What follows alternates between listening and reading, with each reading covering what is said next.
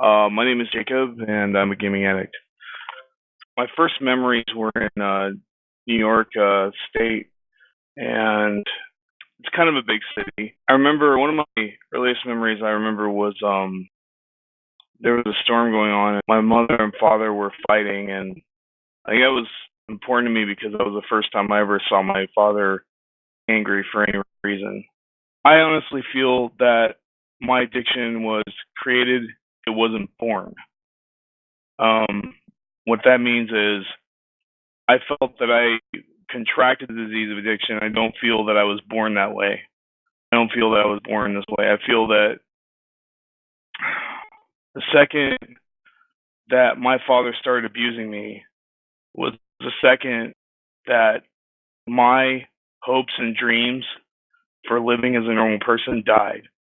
When I was about 4 years old, my father put my head through a wall, and I was just laying in my room, and he started beating me. And from that point on, my life was not the same. And from that point on, I felt the moment that my head went through that wall, you know, my hopes and dreams died along with that. That's what I felt like for a long time. The beatings didn't stop. The beatings stopped when I was like 10. The verbal abuse never stopped. I've been molested. I've been physically and verbally abused by babysitters, you know, parents, grandparents. Um, there really was an adult that I could really trust growing up. Very few. The nice people I met, very few and far between. This is important because during the course of my life, my trust for people exponentially increased. That had a huge part to play in my addiction. About the time that my dad put my head through a wall, that was about the time where we found got to play my first Atari game. I still played outside. I still did all the things that I was supposed to do as a kid, I guess, and I still did all those normal kid things. I was a military brat and moved all over the place. Every time I would meet cool people, they'd go away because I wouldn't live in any place for more than 2 years. As I moved around, I really began to trust people less and less. I My desire to hang out with people decreased more and more. And by the time it was all said and done, I was just trying to make friends, and I just gave up. And I believe that moment, that day, was when I completely gave myself to the disease of addiction. And I just started playing. And I just sit in my room in the dark and just play all day long. I'd only go outside if my parents made me. I'd only go to school when my parents made me. I'd only do anything but playing when something made me. The disease had such a hold on me when I was a kid. I used to sit there, play and play and play and play until I peed my pants. So I gave my will and my life over to the disease of addiction when I was around 10 years old. I really don't know anything but addiction. And one of the other ways my addiction manifested itself was through eating. And I remember when I was 5 years old, you know, I used food to eat for the first time. I ate until I puked right in front of my mom, and she freaked out. My mom was a pushover. My dad was a narcissist, and that's pretty much enough said. So this way of life kind of for me kind of continued. Moving every 2 years, the verbal and physical abuse. The physical abuse like dropped by about 80% when my dad almost got court-martialed by the military for hitting me because I came to school one day with bruises. And so he promised me to stop hitting me. That was only because he was going to get caught and he was going to be punished, not because he actually wanted to. I had to recently, the past year, I've had to surrender my father. And I'll talk about that in a few minutes. So at this point, I'm a kid. I'm moving around. I have all this abuse under my belt. All I'm doing is playing video games, And to make things worse, my mom puts me with babysitters that have me sitting in a room with nothing but my quote drug of choice, which is a Nintendo with one game in a dark room, and I can't leave that room all day. That's what the babysitter did to me. And ever since that point went on, that pattern repeated itself. I wrote about this and it surprised the crap out of me. So this is all going on. So this set the pattern for me throughout my childhood. There's a lot of other things that happened, but it's really hard to say everything that happened to me in the space of 20 minutes. I think I'm just going to try to hit on the important points. The first point I want to hit on is, I already hit on, is just my background. How all this got set up. How I got set up for me to play the way I played. How it got set up for me to feel the way I felt, and the things that I struggle with today. I don't believe that I was born with bipolar disorder. I believe that was also created. I believe every problem that I've had in my life was created. I don't feel I was born that way. Unfortunately, it does make it harder for me to accept things, especially my addiction, especially the problems that I came in this world with, especially God. I'll talk a little bit about that. Finally, we settled down in this place called Alaska. Before I settled there, I ran into some really mean kids. And part of the reason I gave my will and my life over is because I just kept running into so many mean kids and so many mean people that I just didn't want to meet or talk to people anymore. I realize that now. I just didn't want to talk to people anymore. When I played video games, when I pushed that power button, my life, my shitty ass life that I remember, that was a living nightmare, stopped, and the life that I wanted, which is the life in the video game, began. And that has a profound effect on a child, because what happens is, not only does that become my God, but I start to think I am God. Because why wouldn't I think I'm God when I can change my reality with the push of a button? I can change my reality with the thumb of my fingers. I press the button, it does what I want it to do. I press the button, it's what I want it to do. Over and over and over again.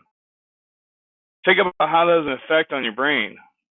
That has sure had an effect on my brain. I believe control is a huge issue with gaming addiction. It's a huge issue. It's an issue with all addicts, but with gaming, I think it's especially true because we just get so trained for things to go our way when we do something, or we develop that illusion. Well, life is not that way. In my teenage years, I didn't learn the lessons that other teenagers learned. In my early adult years, I didn't learn the lesson that teenagers learned. And when I was about 29 years old, I still hadn't learned the lessons that most teenagers learned, much less other adults have learned, younger adults that were supposed to learn when they were in their early 20s. I completely messed up my 20s. I've blown it off. I've blown it away. I cannot get that time back. That time I spent playing games, and I want everybody to think about this. The time that we spend in video games, that I spend in video games, I can't get that back. That's work on my life that I'll never be able to do. That's work on myself. That's the personal development I will never be able to develop. The only hope I have today is recovery. It's the only hope I have today. I joined the military and I got out because I couldn't stop playing, and video games just kept interfering. Didn't realize that until I started working the steps. That video games pretty much destroyed everything that I had loved in my life. It helped ruin it, on top of all the abuse that I had suffered. Video games was a big mechanism for me, and it was a very unhealthy one. And I just, because it was the easiest one, distraction was my God. I came to recovery one night because I had tried everything and done everything to fix myself. I went on a self-development kick for about 10 years, just buzzing out on YouTube, watching, just absorbing information about how to better myself, and none of it mattered because I just kept playing. I realized that it's insane to think that I can do anything when I'm sitting there in front of a screen for 6 hours a day, when I'm sleeping for 8, That's 14 hours. And then I'm working for 8. So I have 2 hours to work on myself. 2 hours. It's not enough. Not to mention, gotta cook and eat. That's another hour, or maybe even 2. So really, I have no time. When I'm playing games, no time. I have no time to work myself. Time is so important in the world. And when I stopped, I was broken. I was disheveled. I've been homeless. I have been hopeless. I was thinking about suicide every day. I didn't have any friends. My family didn't call me, and I was living at the animal level. I was no different from that hobo on the street. No different. The only difference that you could even think is superficial. I lived in a house, and they lived on the street. The thinking, the feeling, the down and out, the insanity, the same. It got to a point where I found myself getting insane. I met some friends earlier that had brought me to the beach, and I was like, these people are really cool. And for the first time in my life, I'd felt hope. I ran to them. I ran out of my house.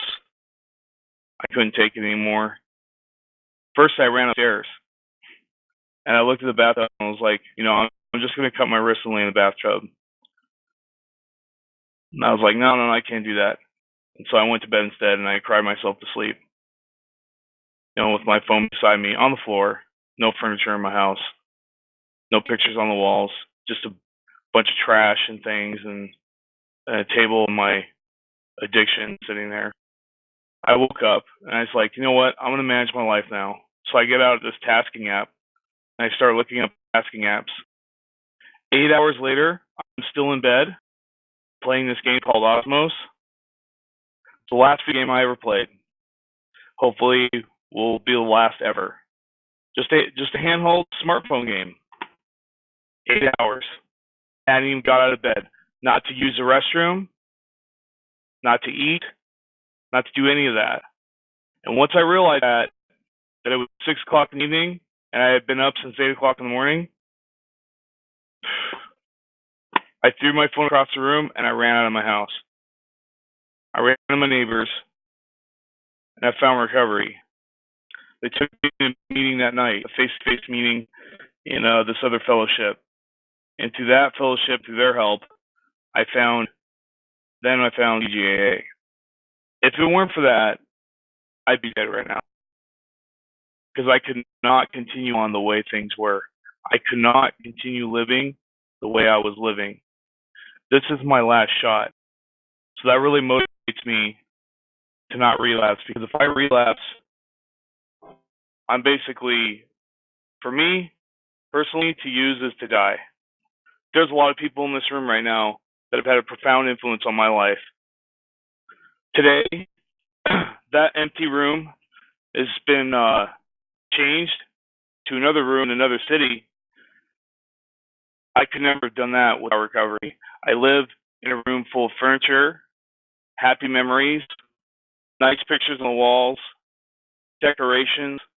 I mean, you'd almost come in here.